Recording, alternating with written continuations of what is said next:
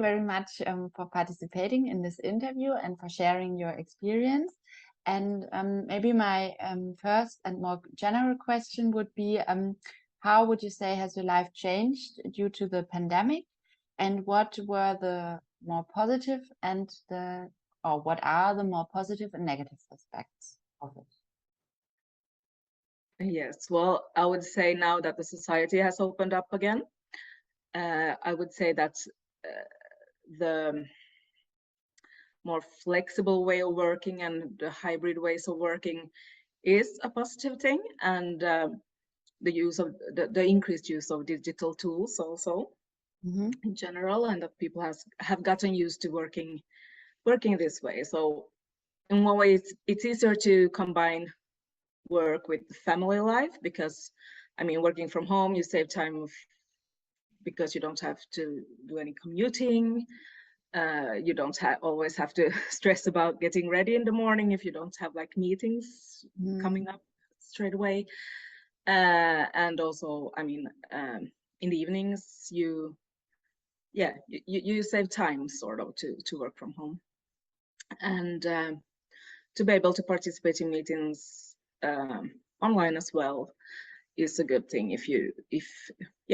So I would say flexibility and the hybrid way of working is a good thing, but at the same time, it's also, you very easily also participate then in meetings, write emails, answer emails and so forth when you're home with sick kids, or if you're sick yourself, because the laptop is there, and then you just think you can just do a little bit, and then you might find yourself doing a lot of things.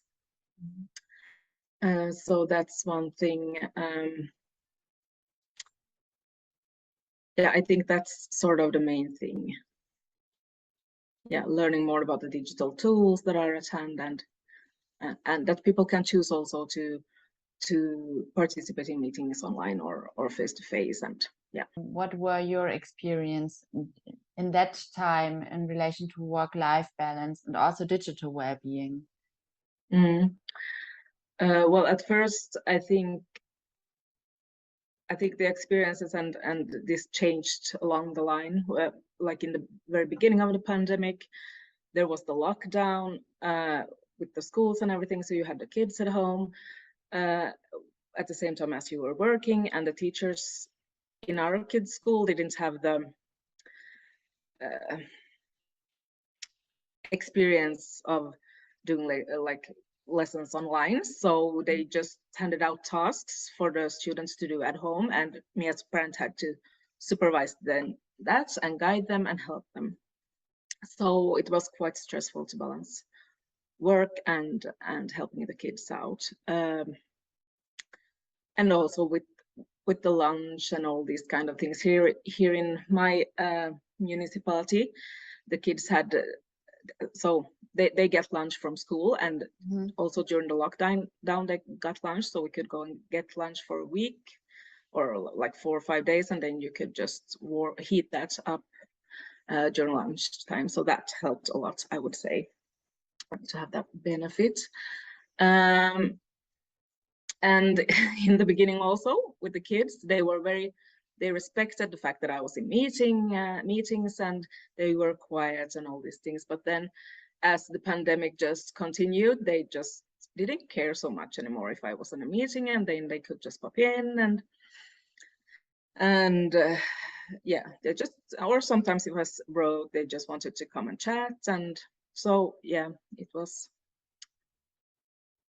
a bit difficult, because you wanted to finish the task as fast as you usually do, but still you wanted to give them attention, and yeah, it was a bit of a struggle with that. So yeah, but at the same time, it was interesting. It was good to be able to spend more time with the kids and to actually see their schoolwork, what they are struggling with, and what their strengths are, and what they like, actually, because I didn't have that insight previously. There were a few surprises with that, so I think it was real good to get that insight. Later on during the pandemic, when the kids went back to school, but we were still required to work from home, then of course it was easier with the mornings and all these kind of things. But then you had the pressure to do as much as possible in the mornings because the kids came home from school then in the afternoon. And I mean, that's also a positive thing to be at home. When your kids get home, they don't have to be alone at home and so forth. But then of course it affected my ability to work and focus and concentrate and so forth. So yeah. You mentioned that you struggled in between paying attention to your work and to your children and at the same time. And would you say that you have learned this now, or to find this balance in between paying attention to different sectors of life, to call it like that? Yes, yeah. I got used to it, and of course found different strategies that worked sometimes. And it was also like when the society opened up again and we were able to go into the office again, and then that was also like you had to get used to that as well, because then you were so used to working this way, so you sort of, that was everyday life then, and then you again had to start getting into this, that you had to get up early to get ready and to get the kids ready and all these kind of things. So and the time it took with the commuting. On the other hand, commuting is a good thing because you get like a reset time between work and family that you don't get when you work from home. It just sort of floats together. Yeah, so that's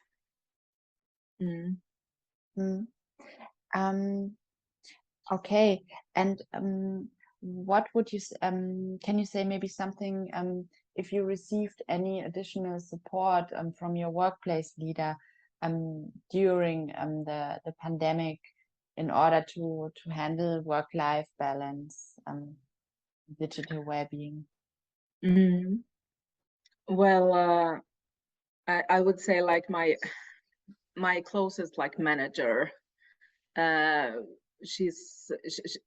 think I just had a positive experiences of that. She was very or she is very open, and she wants us to and encourage us to take contact with her, to be in touch with her if there is anything with the work, small or large or whatever, like that we should discuss it with her, and she can help us then like prioritize work tasks if we struggle with keeping up with everything. And I mean, she really highlighted the fact that we really don't need to work when kids are sick, when we have to take care of ourselves and our kids, and it's family is more important and these kind of things, because, and I guess it's easy to do because me and my colleagues are quite keen on doing a good job in that sense and working a lot. So and then she also provided us with information about what's going on, like with higher up in the in the decision making within the university, and the restrictions. She always told us when there was new information coming, and we had weekly meetings, so we were keeping up with things and met our colleagues online and these kind of things. And yeah, she also told us about what kind of support services we have available, like if we need to talk to someone, and with all these kind of things. So yeah, I think she's. And I in regarding your case study, you also mentioned the template. What you really felt as supportive, that she was also living what she recommended to you, that she was a good example for you. And I think this is maybe you want to say something on that also. Yes, yeah, of course. Yeah, I think that's also one important thing as well, because I usually just scheduled meetings one after the other. Didn't think about the breaks, the lunch breaks. I usually didn't take, like I ate lunch in front of the computer and these kind of things. But she like scheduled meetings around the lunchtime for her lunchtime, and I mean, when she was on vacation, she said she was on vacation. We could contact her, of course, if there was something we could always contact her. But I mean, she didn't work in that sense, or yeah, not that we saw. Yes. And so I think that's very important to see, because then otherwise you might also have the feeling that I have to work, I have to get this done, I have to, instead of just thinking about, okay, I also have to have breaks, mini breaks, coffee breaks, lunch breaks. So yeah. Yeah, this is I think it's very, I can understand this totally, because if you work with somebody who is really living what he's telling and he's congruent in his behavior, then it's also much easier to also take your breaks and everything. And maybe now one of the last questions, what would you say, which are the lessons learned in relation to your work-life balance, to have a good work-life balance and to stay digitally healthy? Well, like I said, with the micro breaks and these kind of breaks from the computer, you step back from the computer and you have a break, and you don't eat lunch in front of the computer and so forth. You actually take a break. And because the thing is, it works for a short while, but I mean, as time goes by, you really need to take care of these things in order to cope with the whole thing, that's in order not to burn yourself out and feel good. And also in the evenings to shut when the working hours are completed for the day, to shut down the computer and just focus on other things in the evenings.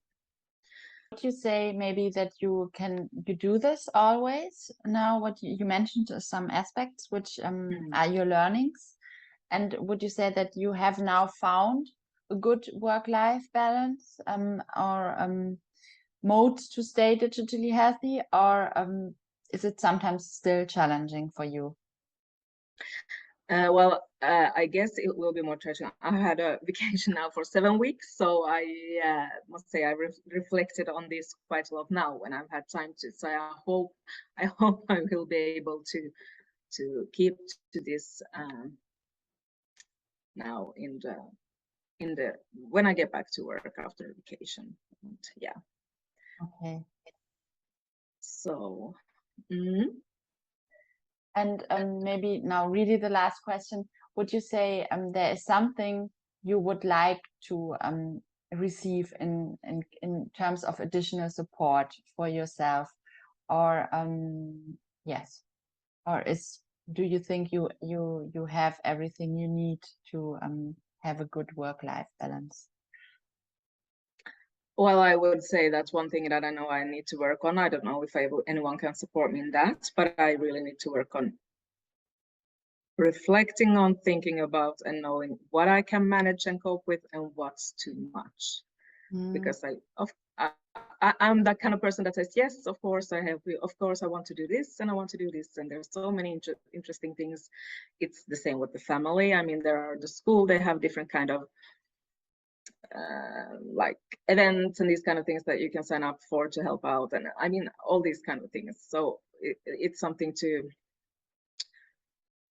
where I have to learn to prioritize and think about, so that I don't take on too much, because then I work like 24/7. So yeah.